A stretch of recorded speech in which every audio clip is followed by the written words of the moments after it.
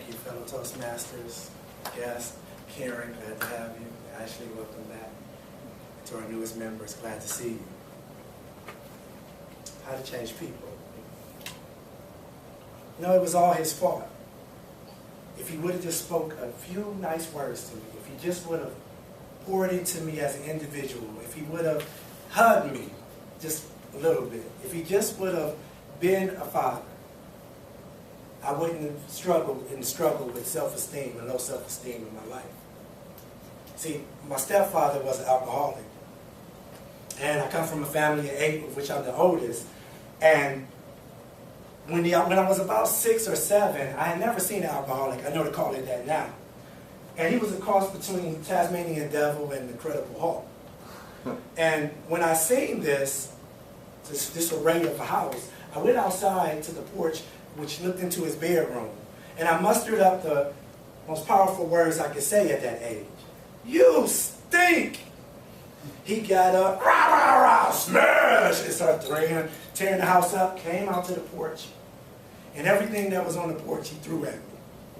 But luckily, because of the fear that was on me, I was already off the porch, but he kept throwing it, and from that day to the day he died, he hated me. Hated me. If he just would have just spoke some words. So then I go to high school, and when I got to high school, 9th grade, my freshman year, I didn't look like much.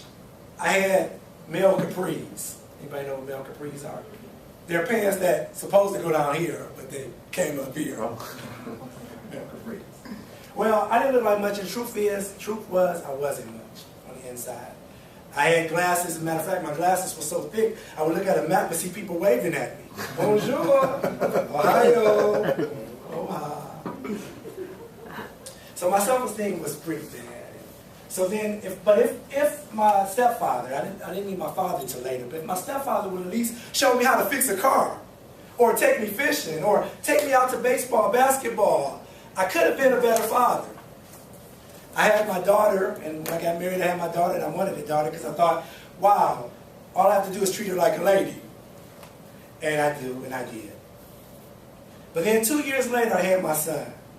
And in the hospital, after cutting the umbilical cord, because I had to cut the umbilical cord, standing there, I'm holding this young boy, and I am terrified. Because I'm looking at him, and I'm thinking, I don't know how to raise you. I don't know how to raise a man. I don't know what to do. Eventually, you're going to become a man, and I don't know what to do.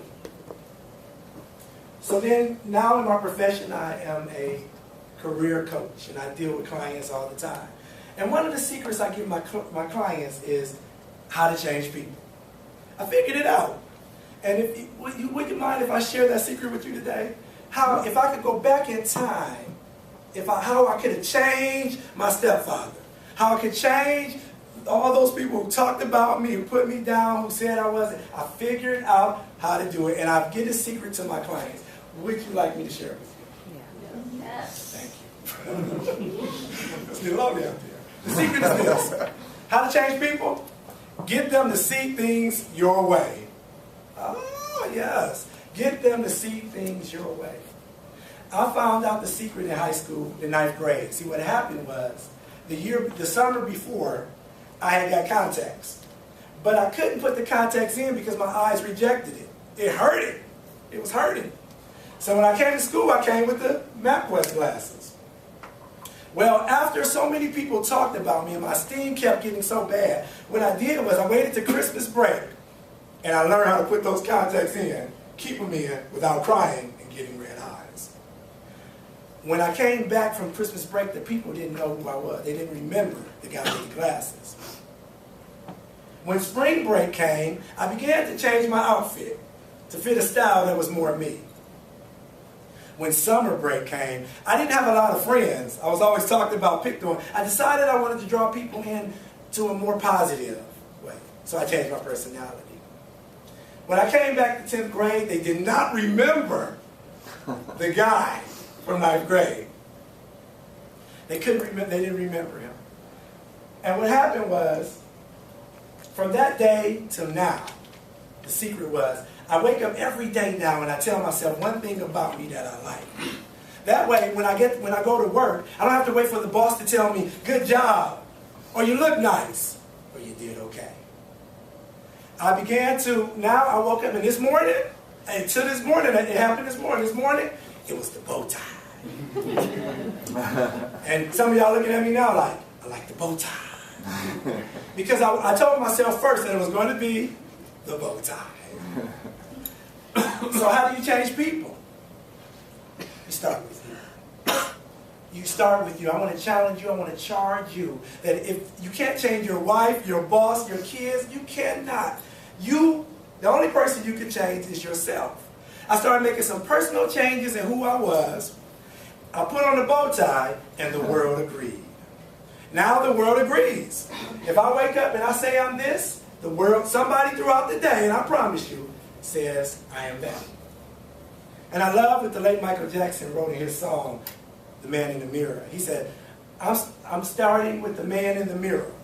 I'm asking him to change his ways. And no message could have been any clearer that if you want to make the world a better place, take a look at yourself and make that change.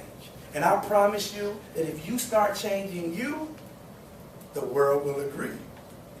And if they don't, and you're doing your best, and you looking your best, and you know that you've given yourself the best you can get, you can say the rest, you can say the ending of Michael Jackson's song. Na na na na na na na na na na.